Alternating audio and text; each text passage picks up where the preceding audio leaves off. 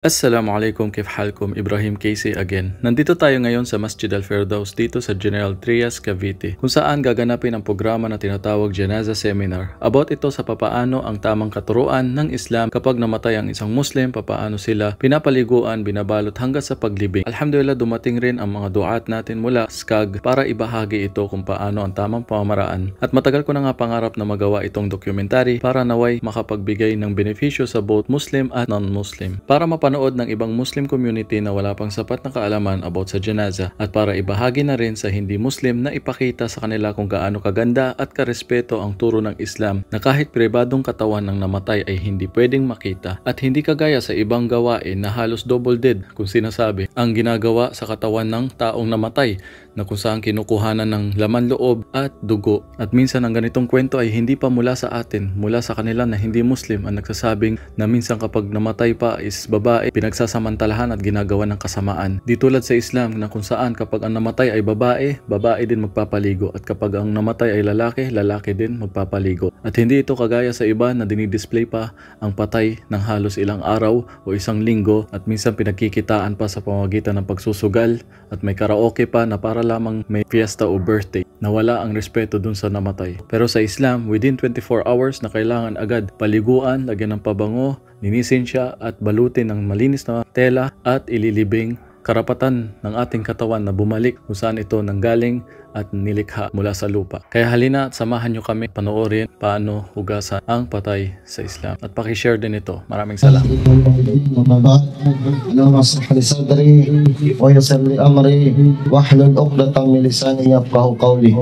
So unang-una, ang lahat ng papuri, pasasalamat at pagdadakila ay tanging para lamang sa Allah, ang dakilang tagapaglikha ng sangkatauhan at sanlibutan. At hinihiling natin na nawa ang kapayapaan, pagpapala, habag ng Allah subhanahu wa ta'ala ay mapasa kanyang huling propeta na si Muhammad sallallahu alaihi wasallam at sa lahat ng mga propetang nauna sa kanya, sa kanyang pamilya, kasamahan at sa lahat ng mga tao ating kanto na patuloy na tumatahak sa matuwid na landas at patuloy na gumagawa ng kabutihan hanggang sa araw ng paghukom. So inshallah mga kapatid, dalangin natin sa Allah subhanahu wa ta'ala. Allahumma ja'al istima'ana hada istima'an marhuma wa tafarruqana min ba'dihi tafarruqan ma'suma wa la taj'al dina saqiyan wa la matruda. So hinihiling natin sa Allah subhanahu wa ta'ala na nawa itong pagsama-sama natin, pagtipon-tipon natin sa mga oras na ito, sa lugar na ito, na nawa ito ay gawin ng Allah subhanahu wa ta'ala na punong-puno ng biyaya at magpapala.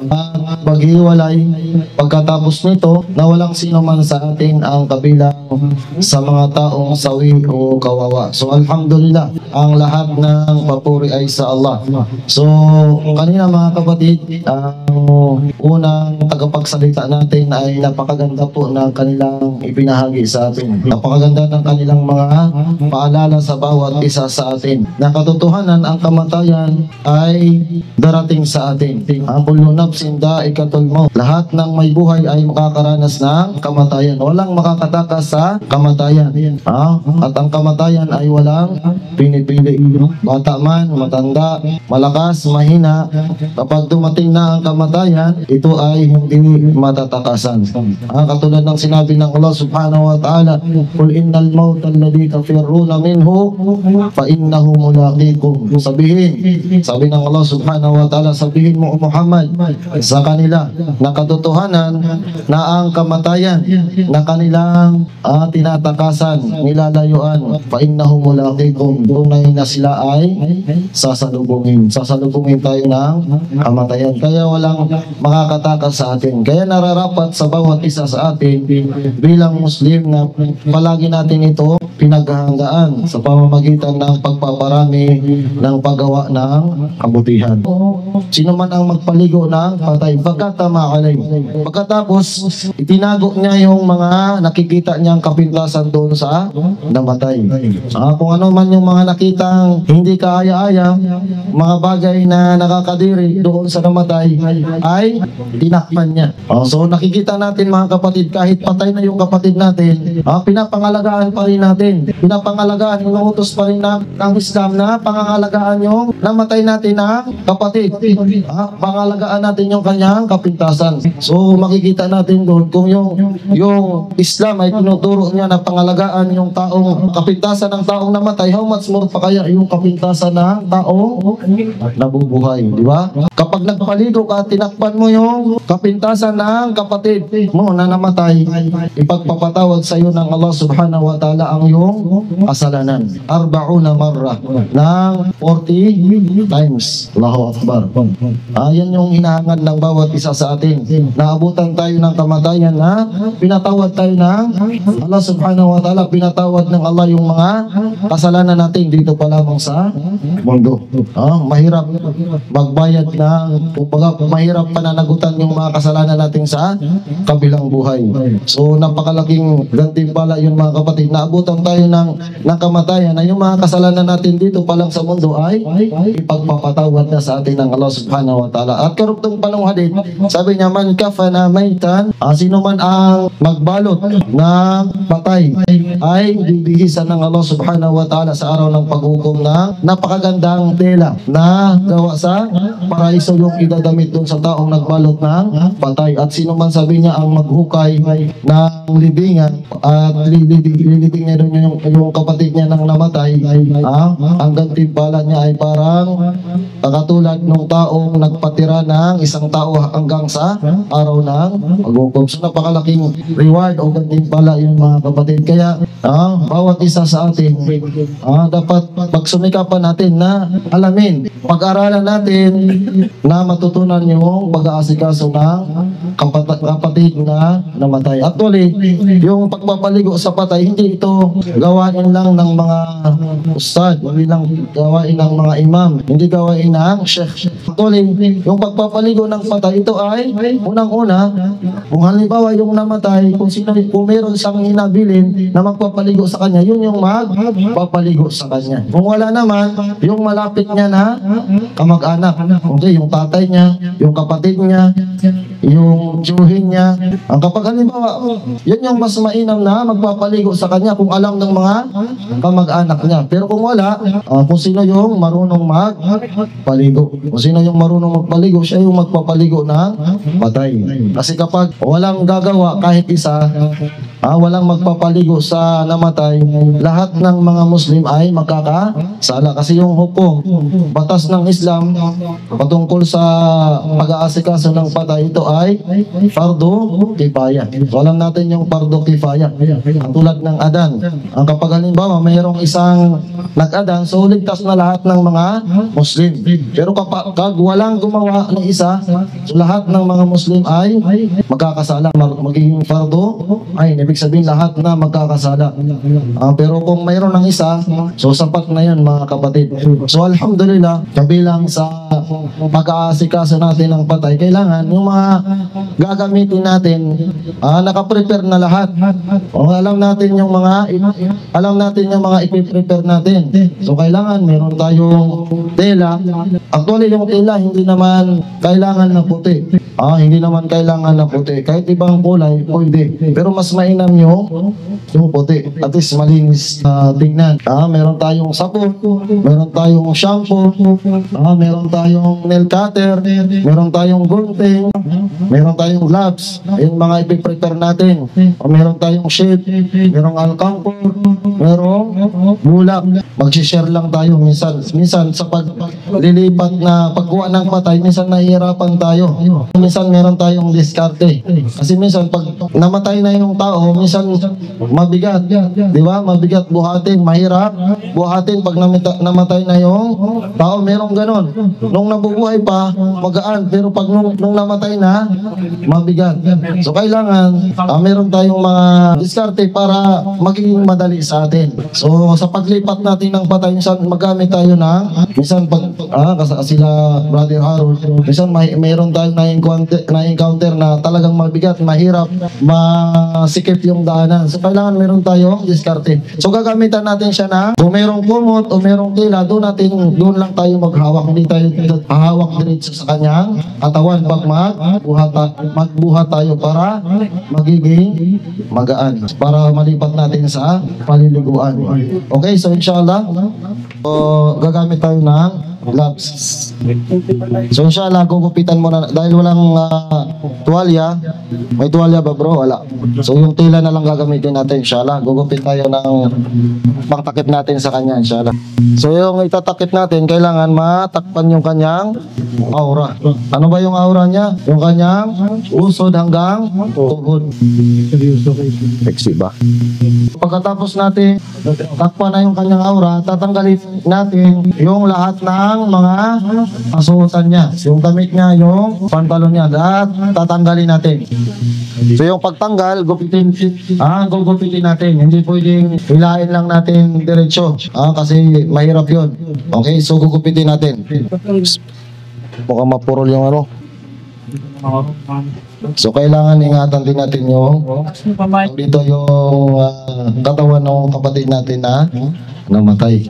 Okay, so palagi natin ingatan na hindi makita yung aura niya. Hindi natin basta-basta ilayin itong nakatakip sa kanya. Mahirap pa tanggalin. Okay, sunod. Doon, pupunta doon.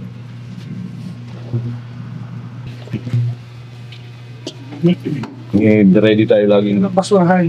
Okay, so alhamdulillah, natanggal na natin. So, gagawin natin, halimbawa yung katawan niya, nakalagay na mga band-aid o ano, tanggalin natin. O di kaya kung matigas yung katawan niya, ay massage natin. Gano'n natin. Okay, gano'n din yung paa niya. Kasi minsan, yung paa, lalo na pag matanda na, so igagalaw-galaw natin hanggang sa lumambot. Pag malambot na, okay. Kung mahaba yung kung mahaba yung bigote niya, titrim natin. Okay, yung balbas niya, wag natin galawin, wag natin ahitin. Okay, kapag halimbawa, tingnan natin yung buhok na sa kilikili, mashallah, walang buhok. O hindi na natin ahitin. Baka sa bila, men. Kung may buhok, ahitin natin. Tingnan natin yung buko niya kung mahaba. So alhamdulillah, hindi rin mahaba yung kuko. Buko niya sa kamay at buko niya sa paa. So alhamdulillah, lahat, malinis na lahat. So sunod na gagawin natin, sunod ay i-istinja natin. So alam natin yung istinja, diba may dalawang pamaraan ng tahara, yung paglilinis. Ano yung isa? Istinja at saka istijmar. Yung istijmar, ito ay yung paglilinis sa pamamagitan ng katulad ng tissue, dahon, kahoy, bato, maliban lang sa yung buto o di kaya yung tuyo na dumi ng hayop. Yung hindi pwedeng gamitin sa istijmar. Yung istinja naman yung paglilinis sa pamamagitan ng paglinis ng tubig. Okay. So babasahin natin. Sabon. Saan yung sabon natin? Ito sabon to. Para madali natin ma-istinja, malinisan. So bubuka natin yung kanyang paa. Okay? So siyempre una, babasahin muna natin dito. Okay lang bro basahin? Okay lang mo. Okay, bismillah. Bayad na. Sige, okay lang. Okay, so pag nabasa na, paupuin natin ng kakaunti. Okay, ganito. Bigil mo na. Okay, mashallah, malambot si brother. So, pipigay natin yung tiyan niya ng dahan-dahan. Okay? Hanggang lumabas yung dumi sa loob ng kanyang tiyan. Pero wag nating pirsahin. Yung dahan-dahan lang. Yung mga, yung lalabas, talagang lalabas yan. Okay? Nabigyan natin. Busa. Okay. Buusan natin ulit dito. Okay. So, titingnan natin kung wala nang, ano ba, wala nang dumi. Google lang, malinis yung towel natin. Wala namang dumi. So, okay na yun. Banlawan na natin. Okay, so, alhamdulillah, natapos na natin yung istinja. Sunod na gagawin natin na yung wudu. Wuduan natin. So, alam naman natin na lahat siguro magwudu na. Okay, so una natin yung kanyang kamay sa kanan. Okay, bismillah. Ang vendas mo. Okay lang, inshallah. Bismillah. 3 beses. Kaliwa. 3 beses din. Tapos sa bibig. 3 beses din. Okay? Ganito lang gagawin natin. Tapos sa ilong niya, 3 beses din. Okay, bismillah. Tapos sa mukha ilamos, 3 beses. Iangat natin yung ulo niya para hindi pasukan yung ilong niya. O kaya yung bibig niya. Okay, bismillah. Gumaganda na lang ako mo. Okay, so 3 beses na. Pagkatapos yung kanyang Napakabait na bata pa ito. kamay, okay, hanggang siko. 3 beses din.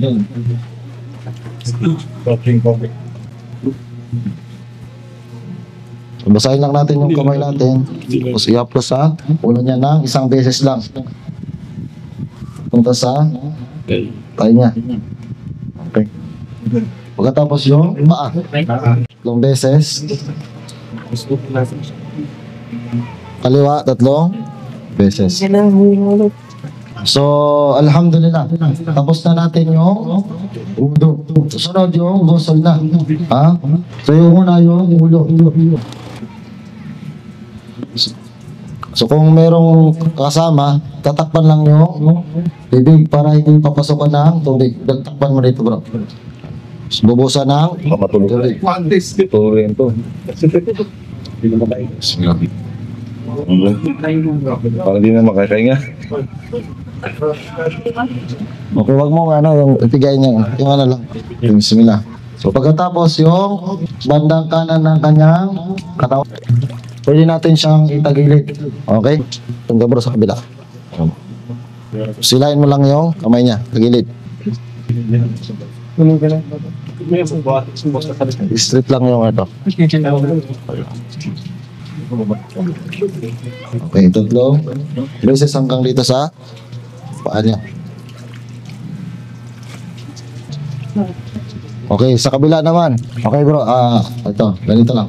Babalik rin lang natin hanggang dito.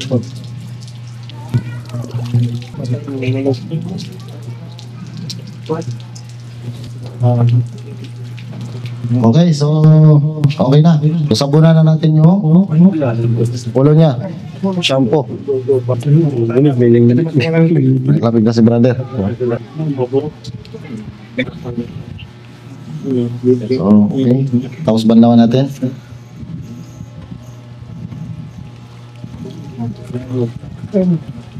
Okay bro, bukasan. Sa dito. Okay, so pag okay na, halimbawa, okay naman na yung okay na. So yung katawan naman yung sabunan natin. Gagamit pa rin tayo nito. Ba yan? Hello. So unahin pa rin natin yung kanan. Okay.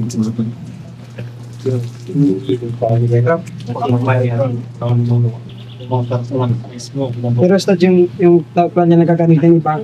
Yung iba na yung malinis. Kung madumi na to, hindi natin gamitin. Pero kung malinis naman, gagamitin natin. Pwede lang. Oh.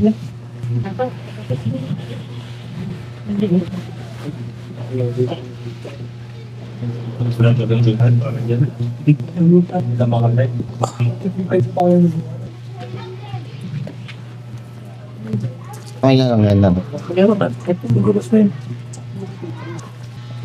So okay na, nasabunan na natin, babanlawan na natin ulit. Okay.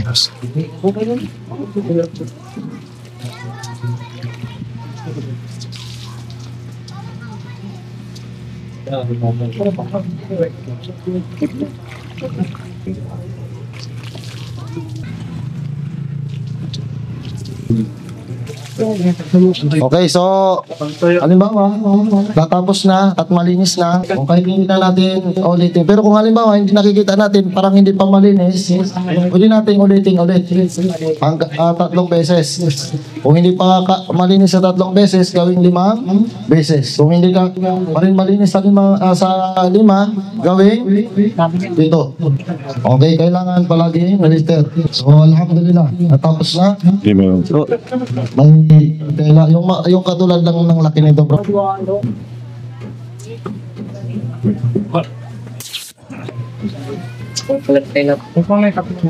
O, kasi hindi na natin lagyan siya nito. Pero kung meron tayo nito, lalagyan natin yung purpose nito ng alcampor para hindi siya lalapitan ng langgam o di kaya insekto. So ito yung last na ilalagay natin, ibababad natin sa tubig. Halimbawa ibababad na, tapos ilalagay natin sa kanya. Pero hindi na natin ilalagay yan. Mahirap yan, baka mamaya magkasakit pa si brother. Matapang yan eh. Okay? So sa pagpalit natin, kailangan ingatan pa rin natin yung aura niya na hindi makikita. Okay, so yan na.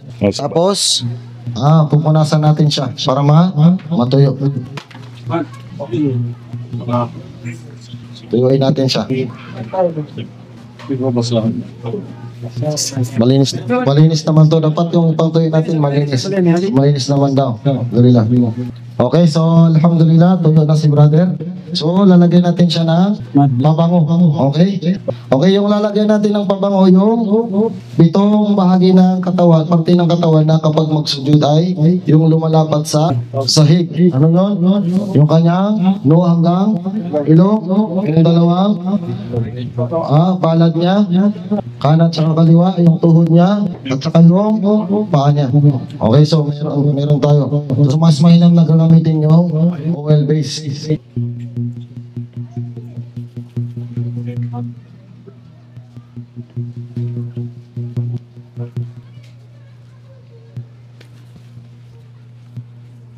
Okay, yung tuhod, kayo, paa. So, pwede rin natin lagyan yung dito niya. Okay? So, okay na. So, babalutin na natin siya. Okay? So, may tila tayo dyan. Ito yun na yung pinagliguan natin at walang space.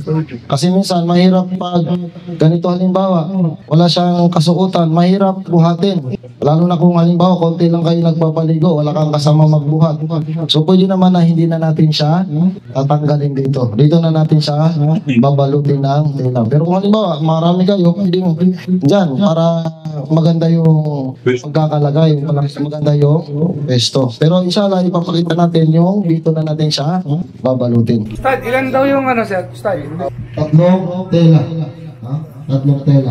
Kapag lalaki, Ustad, no? Pag lalaki, tatlong pa. At saka yung damit niya, Saya. yung hijab niya, at saka yung parang palda. Saya. Kung baga tawagin na siya, ginagawa. Echo.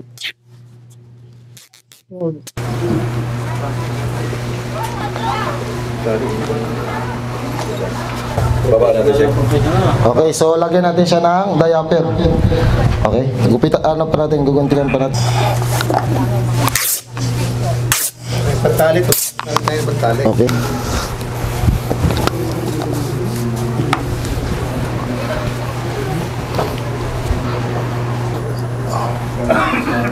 Okay. Sentro ba? So gugupitin tayo ng pangtali. So yung tali niya 7, pati yung sa diaper niya. Okay, bali 8. Kailangan yung pag natin, pantay yung katawan natin kasi minsan pag hindi sakto yung posisyon natin, nagtatabingi siya. So kailangan siguraduhin natin na pantay yung paghawak natin, paghila natin. Kasi pag tabingi yan, magtatabingi din yung ng tela.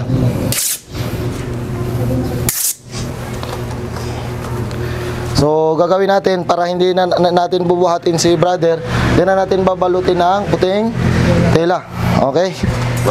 So ano natin yung dito sa kabila, kailangan dalawa. Gaganon lang natin. Pantay. Okay, hanggang dyan sa kita. Okay na?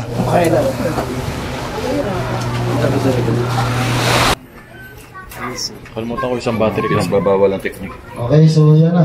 Okay na. Mababalot mo natin siya. Ayusin lang natin yung tela. Yan ka sa gitsa dulo. Assist.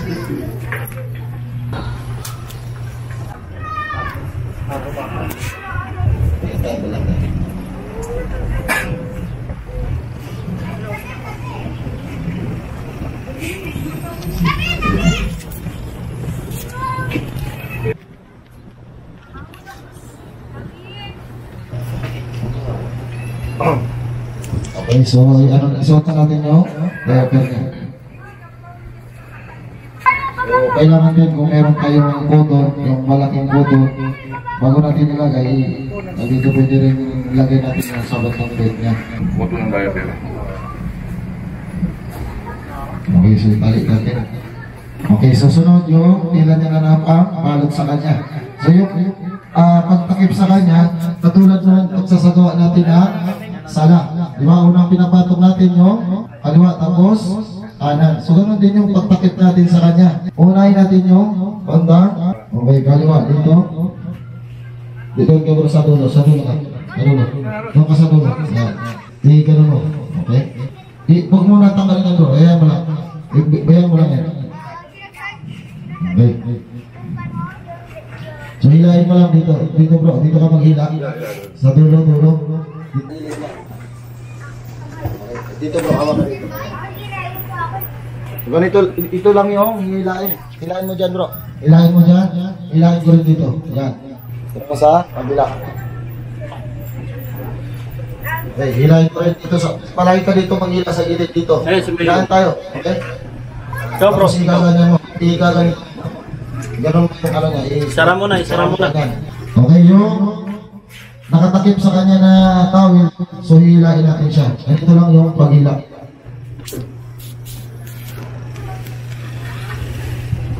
Okay, so hindi natin nakita yung kanya aura. Okay, so pag ganito na, higpitan natin, ibuhol mo. Ito, ilahin mo dito, ilahin ko rin dito.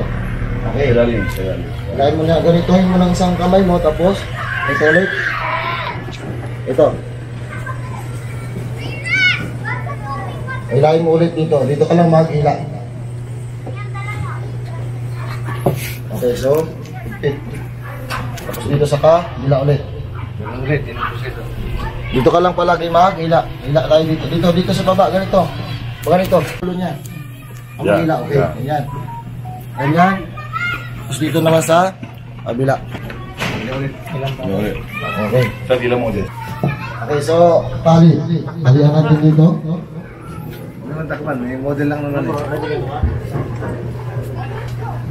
So yung buhol dito sa bandang kaliwa. Kasi kapag ililibing na natin siya, ganito yung posisyon niya, nakaano sa kanan niya, nakahiga sa kanyang kanan. So kapag, halimbawa, dito mo tinali sa kanan, mahirap tatanggalin. So kailangan sa bandang kaliwa.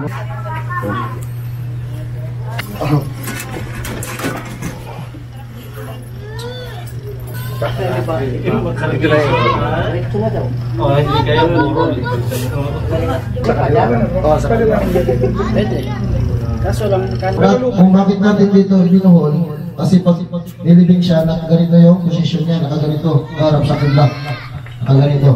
Halimbawa, kung dito natin binuhol, mahirap tatanggalin yan. So dito dapat ibubuhol sa kaliwa.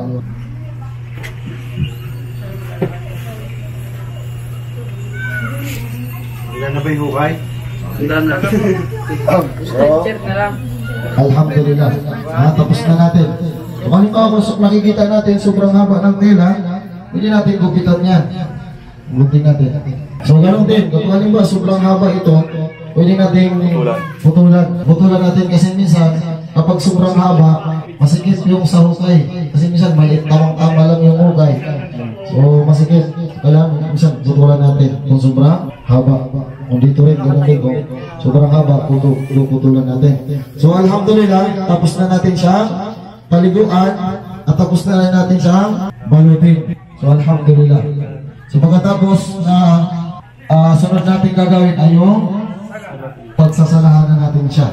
Salatul janazah. Okay? So yung salatul janazah, meron siyang 4 takbirat. 4 na takbir. So sa unang takbir, yung binabanggit dito ay yung surah Al-Fatiha.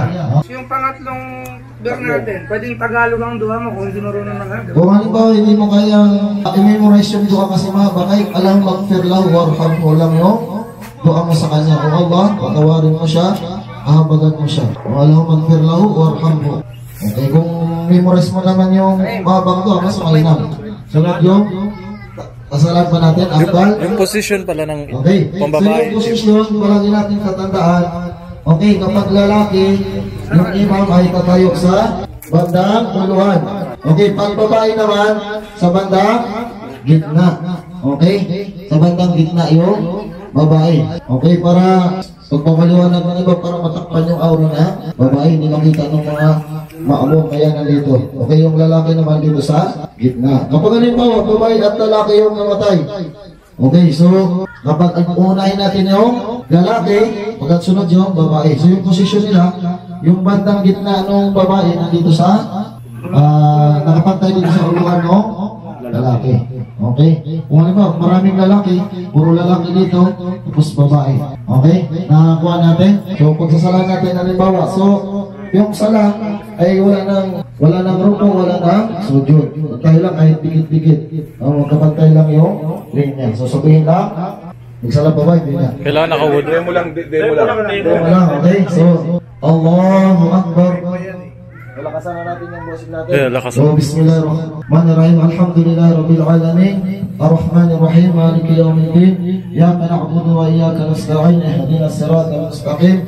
Siratal ladzina an'amta 'alaihim ghairil maghdubi 'alaihim waladdallin. Amin. Okay, Allahu Akbar. Allahumma salli ala Muhammad wa ala ali Muhammad kama sallaita ala Ibrahim wa ala ali Ibrahim innaka Hamidum Majid. Allahumma barik ala Muhammad wa ala ali Muhammad kama barakta ala Ibrahim wa ala ali Ibrahim innaka Hamidum Majid.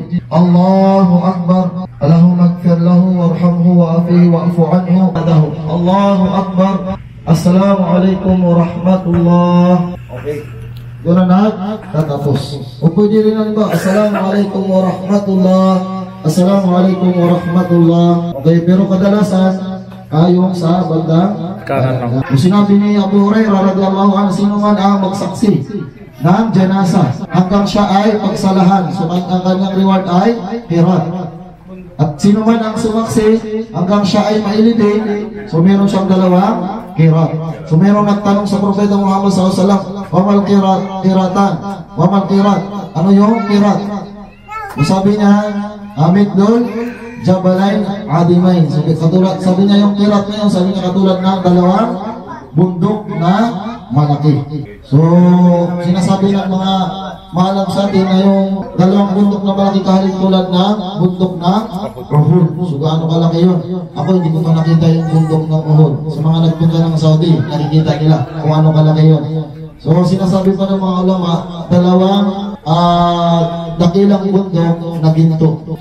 Kapag nagsala ka at naglibing ka sa namatay. Pa, dyan lang naman yan eh. Wala pa data, bro.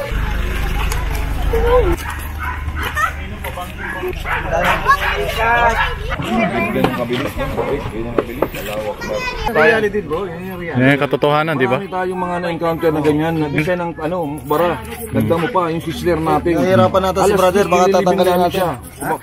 Lalagay pa ba sa ano? Lalagay pa sa hukay? Hindi, tatabi lang daw doon. Paano raw gusto raw nila makita yun. Mga bago. Takpan. Tao, ito. Straight itong ano na to, itong lupa, yung pagkakay sa kanya, magaganito yung siya. May mayo kayo pa sa ilalim. Yes, landa yan, landa dapat. Tapos, kasi hindi to straight eh. Yung nakaganon lang yan.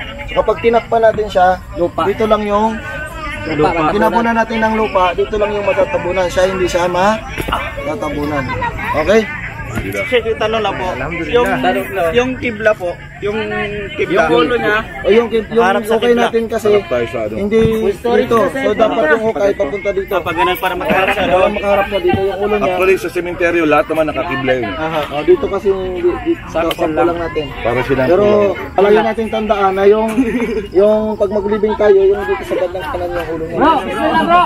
Brother, wala pang ano yan. walang damit. Ay, yung pala. Facilitator at the Janasa Seminar held on November 30, 2024 at Aguinaldo Street Corners.